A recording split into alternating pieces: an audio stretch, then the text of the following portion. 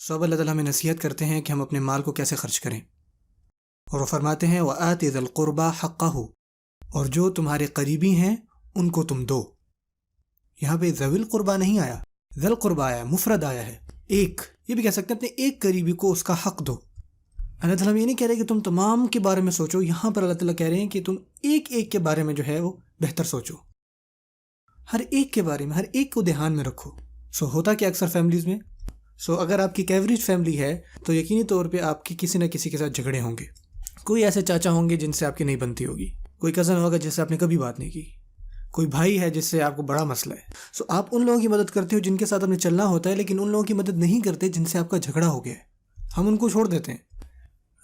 وہ چاچا نہ جی نہ ہم ان سے کبھی بات نہیں کر رہے، زکوٰۃ نہیں، ان کو کبھی زکوٰۃ نہیں دیں گے، بھائی رہنے دو، کچھ صدقہ ہے تو میں اپنی خالہ کو دوں گا، لیکن میرا چاچا بھول جاؤ، ہو ہی نہیں سکتا۔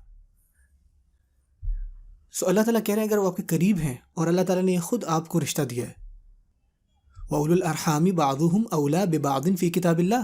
وہ لوگ جو آپ سے جڑے ہوئے ہیں خونی رشتے کی بنیاد پر، ہو سکتا ہے کہ وہ آپ کی نانکی کی طرف سے ہوں، ہو سکتا ہے وہ آپ کی والدہ کی طرف سے ہو، آپ کے والد کی طرف سے ہوں۔ اگر آپ کا خون کا رشتہ ہے تو آپ کو تمام لوگوں کے ساتھ ان کو سوچنا پڑے گا، ان کو دھیان میں رکھنا پڑے گا، اگر ان کو ضرورت ہے، لیکن اگر ان کو آپ کی مدد چاہیے تو وہ آپ کو ان کو دینی پڑے گی۔ اور سبحان اللہ، اللہ تعالیٰ یہاں پہ یہ نہیں کہتے کہ وَآتِ ذِی الْقُرْبَى، اور آگے وہی کہتے ہیں اموالک او مالک،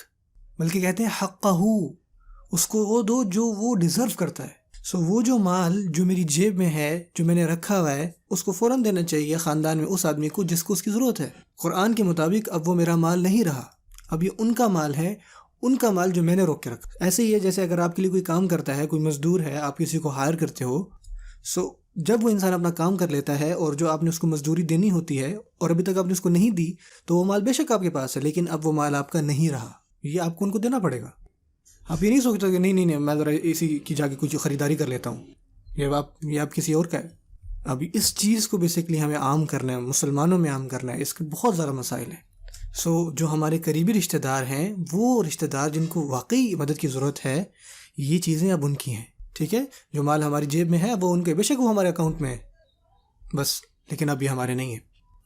اللہ تعالیٰ کے نزدیک ابھی حق اس کا حق ہے۔ ہوتا یہ کہ جب آپ نے کسی کا پیسے دینے ہوتے ہیں نا، تو آپ جلدی کرتے ہو دینے میں، دیری نہیں کرتے، خاص کر اگر کوئی طاقتور ہو تو، لائک حکومت ہے، اگر آپ نے حکومت کو ٹیکس دینے تو جلدی دیتے ہو۔ جیسے بل آتا ہے، آپ کو پتہ ہے کہ جناب مجھے بل دینا ہی پڑے گا، تو آپ جلدی جو ہے وہ اپنا بل جو ہے بھر کے آتے ہو۔ جب آپ نے کسی کے پیسے دینے ہوتے ہیں اور آپ کو پتہ ہوتا ہے کہ اگر میں نے نہیں دیے تو اس کے مسائل ہوں گے، تو آپ جلدی کرتے ہو۔ یاد رکھیے، یہاں پر اللہ تعالیٰ کی اتھارٹی ہے۔ ہو سکتا ہے جو آپ کے قریبی رشتہ دار ہیں آپ کے اوپر کوئی اتھارٹی نہیں رکھتے، اور ہو سکتا ہے کہ بیچارے ان کو زکوٰۃ کی ضرورت ہے، ان کو صدقات کی ضرورت ہے، اس کا مطلب یہ ہے کہ وہ مالی طور پر مستحکم نہیں ہے، اس کا مطلب یہ ہے کہ ان کے پاس کوئی اتھارٹی نہیں ہے، لیکن ان کی اتھارٹی سبحان اللہ تعالیٰ سے آ رہی ہے۔